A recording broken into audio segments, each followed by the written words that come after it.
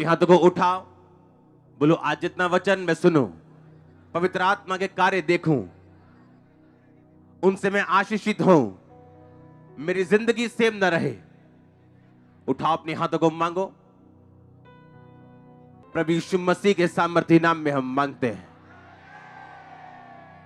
एक वचन बाइबल में लिखा है, बाइबल में लिखा, इसहाक की माता की मृत्यु के बाद इसहाक की पत्नी के द्वारा परमेश्वर ने उसको शांति दी। आपकी लाइफ में मैं खुदावंद की चीजों को एंट्री करता हुआ देख रहा हूं।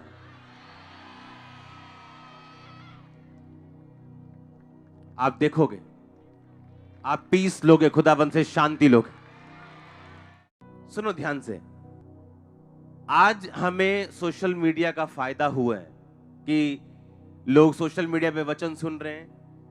पहले सिर्फ टीवी से लोगों के पास पहुंचा जाता था, अब सोशल मीडिया से तरह तरह से हम उनके पास पहुंचते हैं। लेकिन सोशल मीडिया से एक नुकसान हुआ है, वो स्पिरिचुअलिटी का नुकसान। फायदा भी हुआ और नुकसान भी हुआ। आपको आज प्रेयर में जाना है कि परमेश्वर, होली स्पिरिट मेरी लाइफ में ओवरटेक करे और हर वो चीज जो शैतानी और शारीरिक है, बाय फायर उसे खत्म कर, जबरदस्ती उसे खत्म कर, कोई कारण बना उसे फिनिश कर। एक चीज मैं आपको बताता हूं, जब शारीरिकता का आत्मा आपकी लाइफ में काम करता है तो उसका नुकसान क्या होता है, मैं आपको बताता हूं।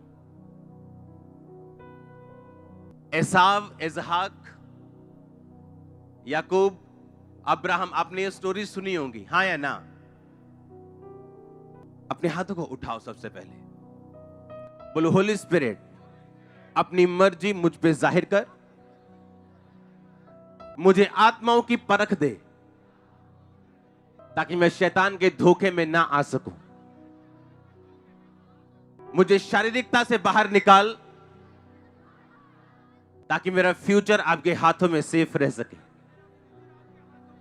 प्रभु यीशु मसीह के सामर्थी नाम में हम मांगते हैं। मैंने आपको क्यों बोला आपके आप शारीरिकता की आत्मा के आप खिलाफ प्रार्थना कर सके। एक इंसिडेंट मैं आपको अपनी लाइफ का बताता हूं, आंखें खोल के सुनो। एक लड़की थी जो मेरे लिए प्रार्थना करती थी कि मेरी इसके साथ शादी हो जाए, और 40 रोजे उसने मेरे ख्याल में 10 बार रखे होंगे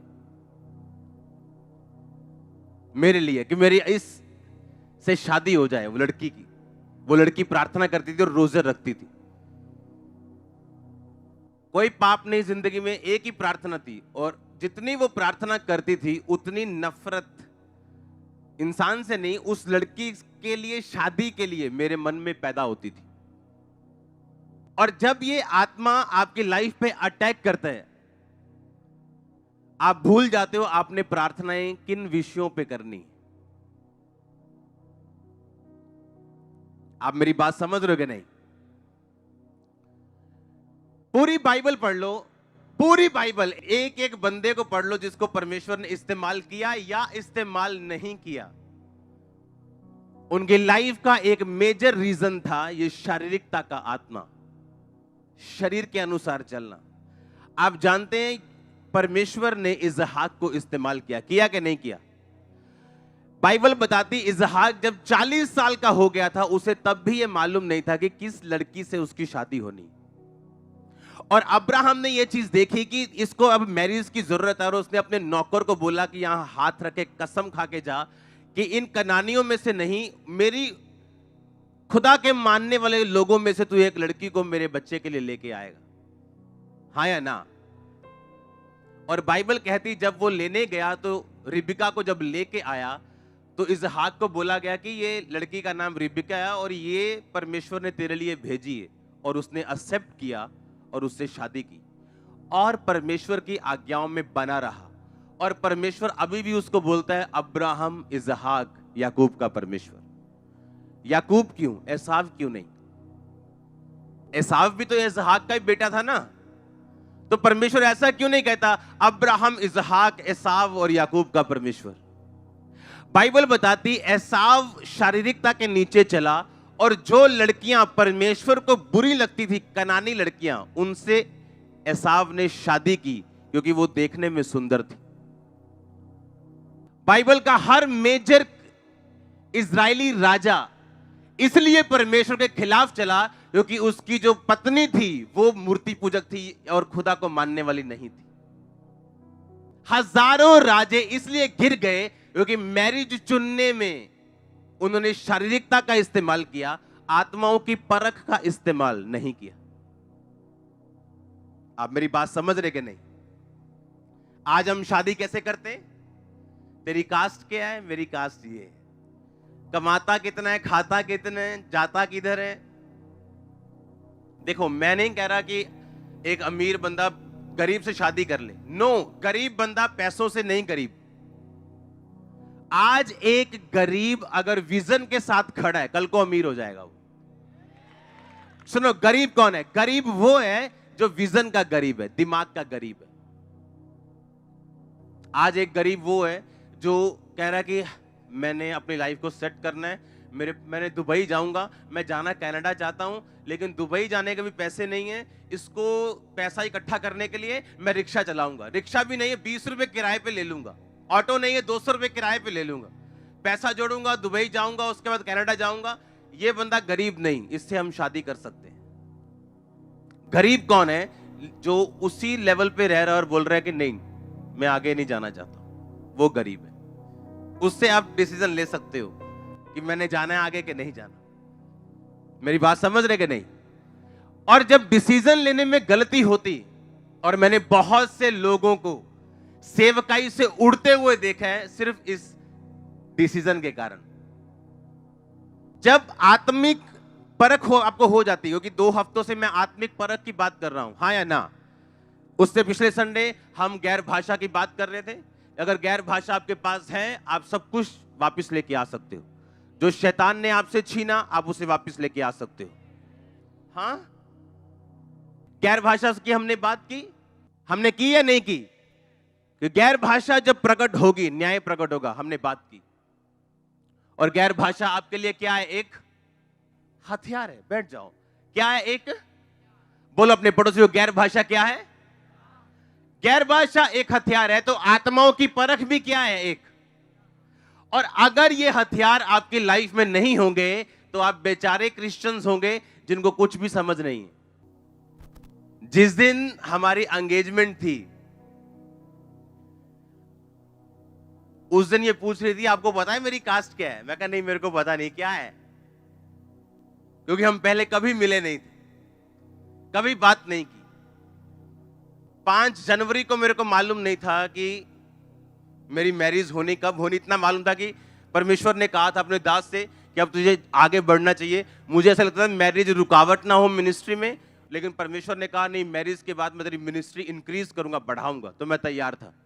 हाँ, तो जब हम बात कर रहे थे एंगेजमेंट के बाद, एंगेजमेंट होने के बाद, ये बोल रहे थे आपको पता है मेरी कास्ट क्या है? मैं कहा नहीं, मेरे को नहीं पता। जब परमेश्वर आपको मिलाए, आपको किसी चीज को पूछने की जरूरत नहीं, पर इतना हियाव उस बंदे के अंदर हो सकता है जो शारीरिकता के अनुसार ना चलता हो। आप जानते, थाउजेंड्स अच्छे रिश्ते आज चर्च मिस कर चुकी है, ये कास्ट मिलाने के चक्कर में, पैसा मिलाने के चक्कर में, उम्र मिलाने के चक्कर में। थाउजेंड्स रिबिका आप गवा चुके हो, थाउजेंड्स इसहाक आप गवा चुके हो, उम्र मिलाने के चक्कर में, कास्ट मिलाने के चक्कर में, हैसियत मिलाने के चक्कर में। और इसीलिए मैं कहा, अगर होली स्पिरिट आपकी लाइफ में हो, आप आंखों के अनुसार नहीं चलोगे कि ये सुंदर है, ये स्मार्ट है। नो, आप कास्ट के हिसाब से नहीं चलोगे, आप चीजों के हिसाब से नहीं चलोगे।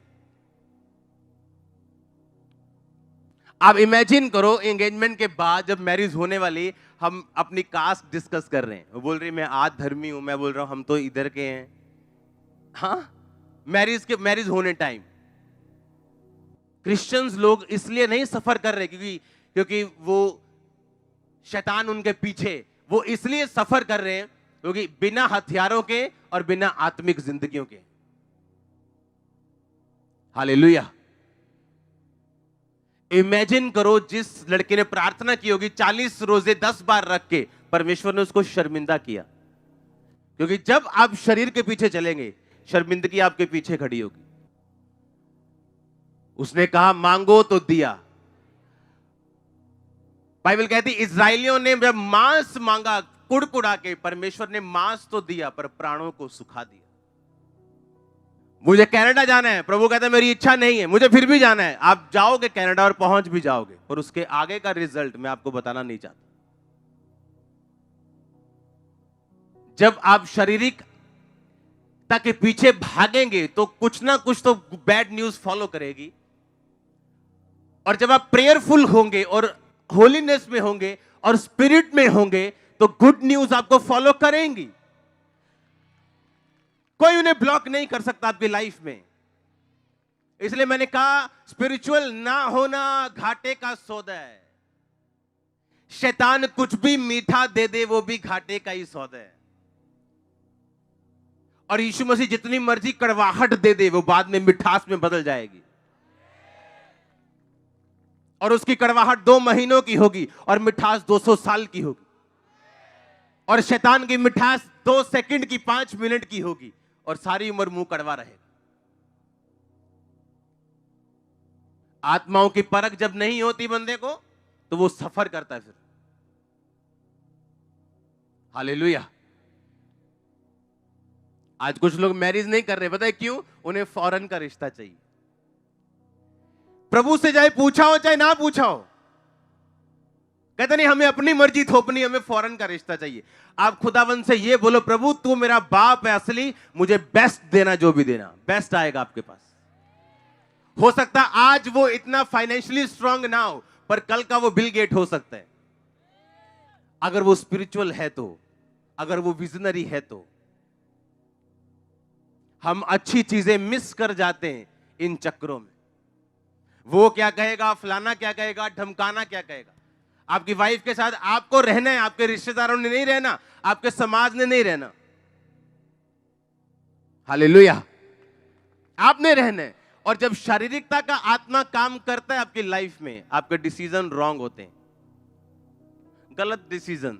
और मैरिज रॉन्ग हुई तो लाइफ फिनिश, मैरिज सही हुई तो लाइफ कंप्लीट। और अगर शारीरिकता में फंसे तो आप 0 पे पहुंच जाओ। आत्माओं की परख अगर नहीं होगी तो इंसान सफर करेगा, मुश्किल में रहेगा, दुखी रहेगा। अब्राहम की वाइफ की कोख बाइबल कहती बंद थी।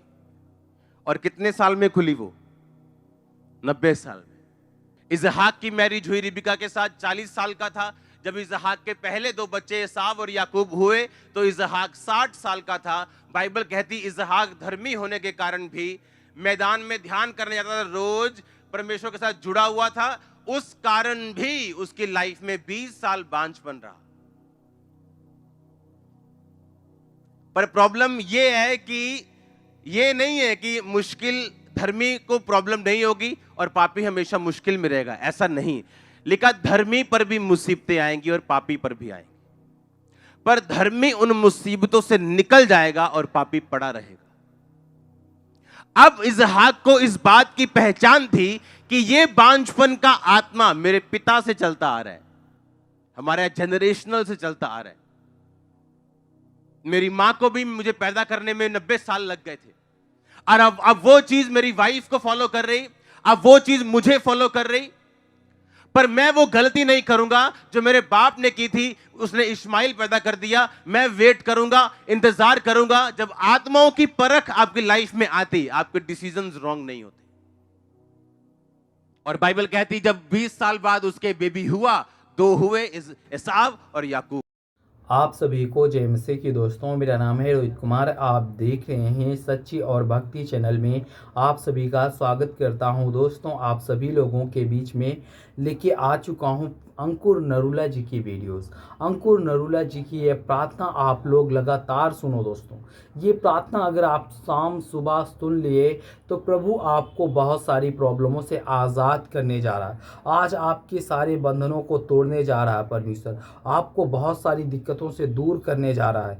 बस इसीलिए आपको अपने जीवन में विश्वास के साथ और प्रभु के वचन के साथ विश्वास करना बहुत ज़रूरी है।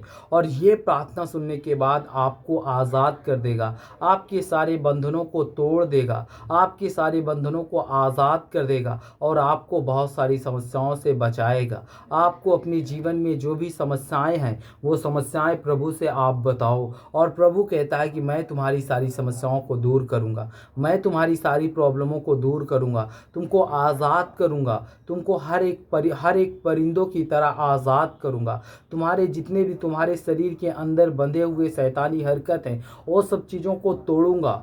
तो मेरे प्रियो, यहाँ पे परमेश्वर का वचन कहता है, भजन संहिता अध्याय 4 से 8 में लिखा हुआ है, यहाँ पे पढ़ते हैं, मैं अकेला सोऊंगा और शांति के विश्राम करूँगा। और क्योंकि हे यहोवा तू मुझे सुरक्षित प्रदान करता है, तू मुझे सुरक्षा देता है, तू मुझे बहुत सारी चीज़ों से आज़ाद करता है, तू मेरे जीवन की सारी दुख और तकलीफ़ों को दूर करता है और मेरे सारे बंधनों को तोड़ देता है। और वो सर्वशक्तिमान परमेश्वर कहता है कि तुम्हारी सारी समस्याएं और तुम्हारी सारी दुख और तकलीफ़ें दूर हो जाएंगी और आप अपने जीवन में कभी भी निराश और हताश और परेशान और आपके जीवन में कभी भी कोई प्रॉब्लम नहीं आएगी।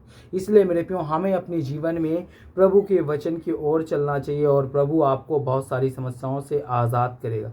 और यहाँ पे पढ़ते हैं भजन संहिता अध्याय 23 से 1 और 4 में लिखा हुआ है, यहाँ पे पढ़ते हैं, यहोवा मेरा चरवाहा है, मुझे कुछ भी कमी और घटी ना होने देगा और मुझे हरी घास में बिठाता है और शांत जल के पास ले जाता है और वह मेरी आत्मा को बहाल करता है और वह मुझे धर्म की राहों पर चलाता है और अपने नाम के लिए चरवाहे में मरे परमेश्वर कहता है मरे हुए तने के माध्यम से होकर चलूँगा तो भी मुझे कुछ भी बुराई कुछ भी नहीं कर सकती। मेरे प्रियो, परमेश्वर का वचन कहता है अगर तू मुझ पर विश्वास करता है, मेरे वचन पे अटल रहता है, तो परमेश्वर कहता है तू चाहे जितनी भी भरी हुई तराही में होकर के चले, फिर भी प्रभु तुझे बहुत सारी चीज़ों से आज़ाद करेगा, तेरे सारे बंधनों को तोड़ देगा, तुझे बहुत सारी प्रॉब्लमों से मजबूत कर देगा और तेरे जीवन के सारे दुख और तकलीफ़ों को परेशानियों से दूर कर देगा।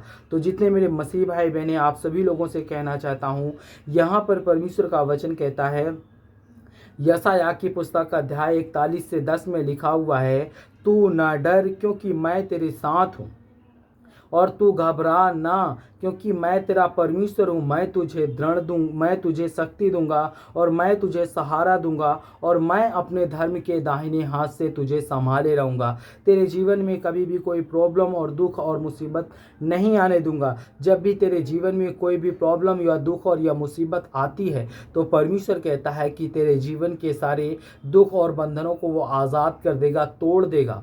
और परमेश्वर का वचन कहता है, इफिसियों की पुस्तक अध्याय 4 से 6 और 7 में लिखा हुआ है, कुछ भी चिंता ना करो परंतु हर एक बात में प्रार्थना और विनती के साथ धन्यवाद के साथ अपने अनुरोध परमेश्वर के साथ पास लाओ। और परमेश्वर कहता है कि शांति जो सारी समझ से परे है और तुम्हारे हृदय और तुम्हारी सोचों को यीशु मसीह में सुरक्षित रखेगा, तुम्हारे जीवन के सारे बंधनों को तोड़ देगा और तुम्हें बहुत सारी चीज़ों से आज़ाद कर देगा। जितने मेरे मसीह भाई बहन हैं, सभी लोगों से कहना चाहता हूँ, आप लोग विश्वास करो और प्रभु के वचन पे अपने जीवन को व्यतीत करो। तो जितने मेरे मसीह भाई बहन हैं, आप सभी को जय मसीह के दोस्तों। God bless you all of you, आमीन। नेक्स्ट वीडियो मिलता हूँ दोस्तों। जय मसीह की दोस्तों।